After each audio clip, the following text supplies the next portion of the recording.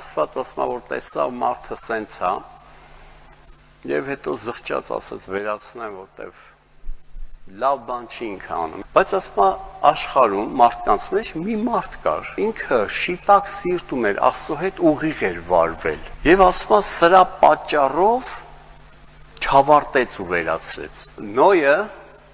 որ այդքան շիտակ մարդ էր, Աստծո հետ էլ վարվող, էլ չնայած այդ ժամանակվա ընդունված բարքերին, ով ինչ կասի, ծաղրականա թե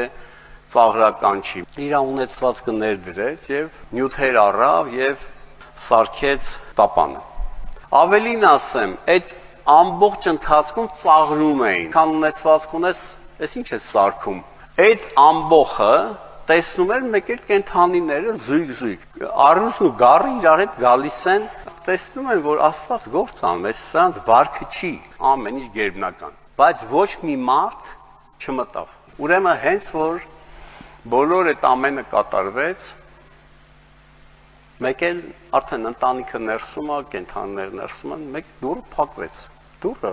Աստված է փակել, հրեշտակներն են փակել, Նոյը չի փակել, Նոյը չի որոշում։ Փրկության տապանը